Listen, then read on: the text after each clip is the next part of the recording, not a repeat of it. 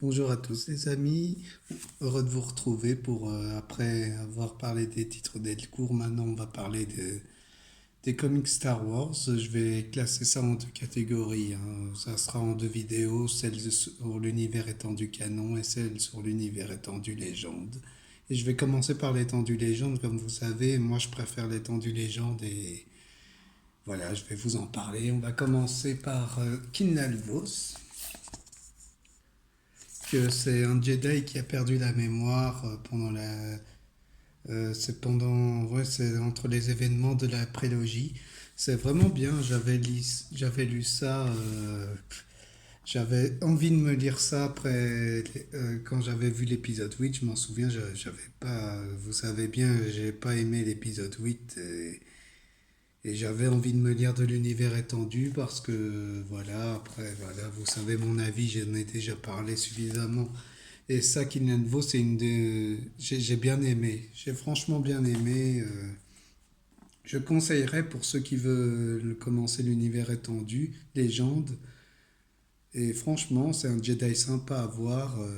Et en plus, on voit la relation qu'il a avec Aleia Sekura. C'est sympa, quoi. Ça, ça fait aimer la prélogie, quoi. Même si de base, la prélogie, pour moi, elle est moyen, mais c'est vraiment très bien. Après, on a Star Wars de Old Republic que je l'ai reacheté en intégrale, hein. Je l'avais avant en deux tomes. J'avais lu ça. C'est vrai qu'après, on peut se dire c'est pas exceptionnel, mais je vais me plonger dans l'univers avant parce que je connais pas tellement bien de ce qui se passe avant. Mais ça a l'air tellement riche avec tout ce que je vois, hein. Franchement. Et j'ai plus envie de m'attirer par ça parce que l'univers canonique, ça ne m'intéresse pas. Le Height of Republic, là, ça ne m'intéresse pas du tout. Et The Old Republic, ça m'intéresse plus. Et j'ai pas encore joué, j'ai jamais joué aux jeux vidéo, hein. J'ai vu des vidéos par-ci par-là, j'ai vu que Banzai en parlait, j'ai vu plein de choses et j'avais bien aimé, même si après, j'avoue que c'est pas aussi marquant qu'on peut dire, quoi. C'est une chouette lecture qui passe. Après, on a Dark Maul, en intégrale, hein, aussi. C'est sur. Ça, c'est toutes ces histoires sur Dark Maul, comme moi j'aime bien le personnage de Dark Maul, même si pour moi, c'est pas. Enfin, il vaut pas d'Arvador, mais c'est un personnage qui a de la valeur et il est bien utilisé, contrairement à ce qu'on voit maintenant dans les nouveaux, je trouve. Mais franchement, il a de chouettes histoires, même si elles ne sont pas tous marquantes, ça vaut le détour. Après, on a sur Boba Fett, mon personnage préféré, hein, vous savez bien, j'en ai parlé, hein. Boba Fett, c'est un de mes personnages préférés de l'univers Star Wars avec Darvador. Et ben, j'ai adoré toutes ces histoires dessus. J'ai vraiment tout adoré, j'ai vraiment bien aimé. Et ça prouve que un personnage qui est très peu présent peut avoir peut avoir un effet dans toute l'histoire. Et franchement, Boba Fett est un personnage qu'on surestime, je trouve, qu'on critique injustement, et c'est dommage. Et franchement, il faut pas passer à côté, c'est des coups de cœur pour moi, ça, c'est franchement bien. Après, on a Darvador, les intégrales, il me manque le tome 3. Enfin, normalement, c'est en deux tomes ou en trois tomes, je sais plus. Je sais plus vraiment si c'est en trois tomes ou quoi. Parce que je les ai achetés.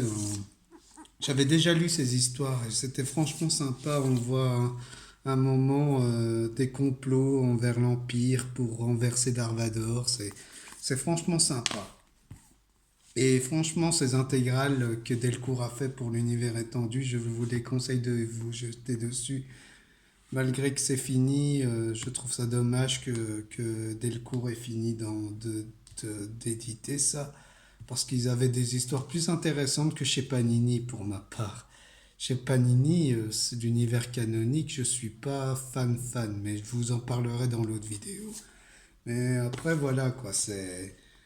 Même s'il y en a une où c'est la même histoire, quand je l'ai acheté, il y avait il y avait la même histoire dedans.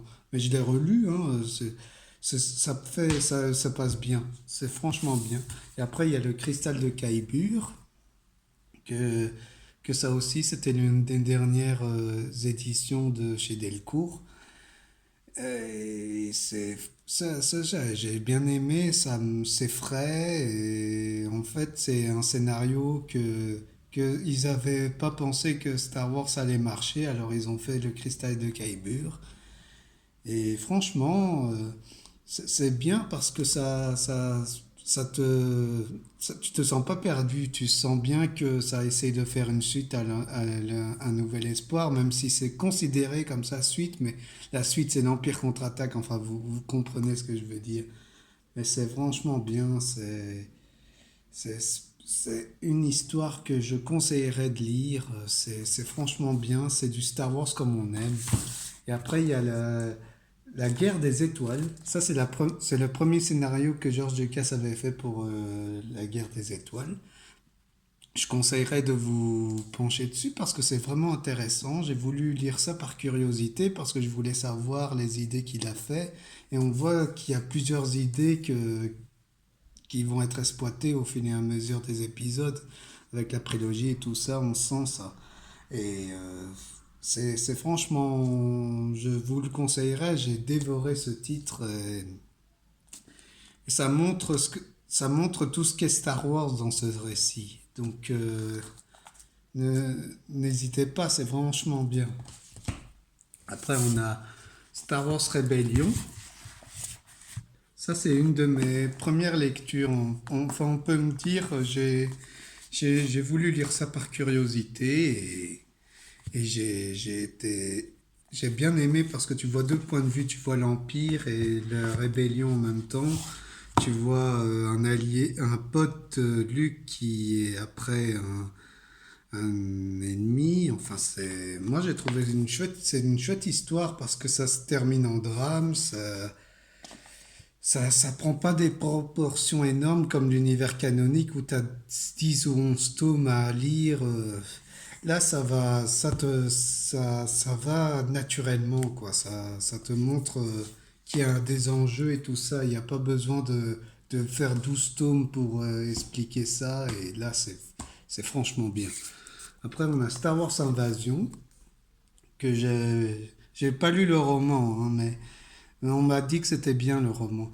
Mais Star Wars Invasion, j'ai trouvé ça sympa, même si c'est pas c'est considéré pour moi comme un event de l'univers Star Wars, mais c'est franchement, c'est sympa. Même si tu vois un film, que film qui est inspiré de l'épisode 7 là, qu'on le voit dans l'épisode 7, ben celui-là, il est au moins plus intéressant que celui de l'épisode 7 quoi. C'est ça que je trouve, personnellement. Après, c'est pas le récit qu'il faut lire absolument, je trouve, hein. Il faut lire les autres trucs, Rébellion et tout ça avant. Et si vous avez envie de... Comme moi, j'aime bien l'univers, je me le suis acheté, hein, et j'ai bien aimé sans que ça soit marquant. D'ailleurs, il faudra que je me le relise une fois pour savoir. Et Star Wars, les ombres de l'Empire, que ça aussi, j'ai bien aimé ça, parce que là, tu vois un personnage qui est sensible à la force, et en fait, ça passe avant l'épisode 6 pour qu'ils sont à la recherche de Yann Solo, et là, encore une fois, ça te montre un récit qui va à son rythme, qui essaye de, d'équilibrer les enjeux et tout ça. Et c'est franchement sympa. C'est franchement sympa. Et en plus, on te montre un Boba Fett qui est suffisamment traité. Et, et après, tu as un personnage qui fait équipe avec Darvador. Et il sent que Darvador est faible quelque part. Et c'est franchement bien fichu. C'est adapté d'un jeu vidéo en même temps. Ça vient de, il y a eu des jeux de rôle et tout ça. C'est franchement, J'ai pas fait, je n'ai pas joué, je n'ai pas joué aux jeux vidéo Les Ombres de l'Empire, mais c'est franchement un comics que j'ai bien aimé. J'aime bien, moi, des trucs quand ça se passe pendant la période, dans l'épisode, dans les périodes où dans chaque, dans la prélogie ou dans la trilogie originale, j'aime bien des épisodes qui se passent pendant, parce que ça t'aide à t'identifier facilement et tout. Et là, Star Wars, l'Empire des Ténèbres, qui est un de mes coups de cœur, avec le cycle de Troll, justement, je les montre là. C'est mes deux comics coup de cœur de l'univers étendu et franchement, l'épisode, je vais encore taper sur la trilogie, la postologie, mais c'est beaucoup mieux fait, ça te prend pas pour un con, parce que c'est ça que je reproche à la nostalgie, je l'appelle la nostalgie parce elle ne mérite même pas de s'appeler la postologie, c'est ça la postologie pour moi. Parce que c'est beaucoup plus profond. T'as un Luke Skywalker qui est pas. Enfin, comme tu vois dans la postologie, il est mal fait, quoi. À part que dans l'épisode 8 il est négatif, comme beaucoup de gens peuvent l'être. Après, voilà, c'est autre chose, hein. Et franchement, l'Empire des Ténèbres et tout ça, c'est des titres qui m'ont marqué parce que je m'en souviens quand j'avais lu ça, j'étais encore jeune, hein. Enfin, je suis toujours jeune. Mais à ce moment-là, j'ai, j'ai bien aimé, quoi. Je trouve ça tellement bien, Timothy Zahn. Franchement, franchement, j'ai hâte de creuser un peu plus sur ça parce que c'est franchement intéressant. Et en roman, il faudra que je me fasse les romans un de ces jours. Il y a la jeunesse des Jedi, qui se passe bien avant, c'est la préhistoire de l'univers de Star Wars, qui est franchement sympa à lire. J'ai trouvé ça sympa parce c'est philosophique, c'est très préhistorique comme ça te montre l'univers de Star Wars sous une ère préhistorique, et moi j'ai bien aimé ça.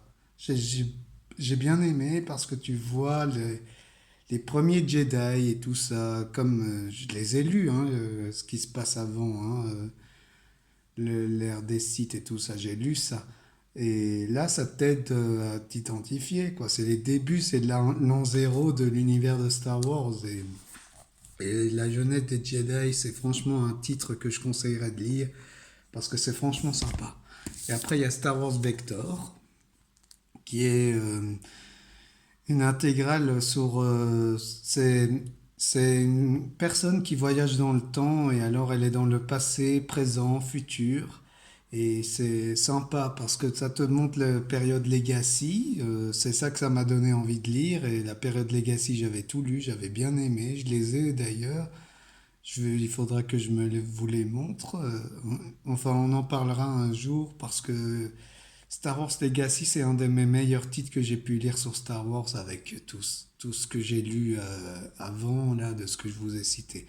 Et Star Wars Vector, je me suis régalé à la lecture, même si je trouve que il y a des enjeux assez faciles à certains moments.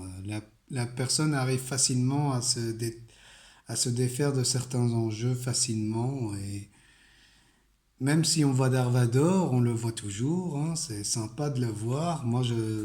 J'adore Darvador, c'est pour ça mon logo est là. Mon logo d'Arkev et tout ça, ça vient de Darvador, hein. Après, on a, pour conclure, Dark Time. Et ça, j'en ai suffisamment parlé sur la chaîne. Vous savez bien que mon amour pour ce récit qui est franchement comme j'ai bien aimé Rogue One, hein. J'ai aimé Rogue One et tout ça, hein. Rebelle, j'ai recommencé à regarder, mais honnêtement, j'ai du mal. Et Star Wars Dark Time me fait plus aimer. Enfin, Dark Time, je trouve ça meilleur. Je trouve ça meilleur que Star Wars Rebelle parce que c'est moins. Enfin, ça part pas dans tous les sens. Parce que Star Wars Rebelle, il y a de bonnes choses dans Star Wars Rebelle. C'est pas le problème. Mais le problème, c'est que dans Dark Time, les impacts sont plus importants. On sent que c'est plus important, qu'on voit les Jedi qui sont en difficulté. Et en plus, j'adore cette période quand ça se passe entre l'épisode 3 et l'épisode 4, parce que là, on te montre vraiment la déchéance de la société qu'il y a eu dans Star Wars. Et, euh, et la République qui est déchue, quoi. Tu vois que tout a changé dans la galaxie et c'est sympa, on voit que ça s'est mal terminé et il n'y a pas d'espoir, mais tu vois quand même que les Jedi tentent de se battre et tout, et franchement, c'est tellement bien. C'est tellement bien, tu as un Dark Vador qui est bien utilisé dedans. Enfin, dans l'univers étendu légende, ils l'ont bien utilisé, Vador. Franchement, je vous conseille de les lire, hein. C'est des perles, ces comics. Et franchement, voilà quoi. C'était tous mes titres dessus. J'espère que la vidéo vous a plu. Dites-moi ce que vous préférez de l'univers étendu légende, hein. On peut en parler. Il y a plein de titres qui m'intéressent que je vais encore. Il faudrait que je m'en achète d'autres pour compléter la collection parce que j'ai envie d'acheter d'autres si je les trouve en occasion et tout ça. Il faut que je me fasse toute la collection de l'univers étendu légende parce que j'ai tellement envie d'en lire plus que l'univers canonique. Mais ça, on en parlera dans la prochaine vidéo. En tout cas, j'espère que cette vidéo vous a plu. Ça a été un plaisir de vous parler de ça et on se retrouve bientôt pour une nouvelle vidéo, hein. Allez, salut!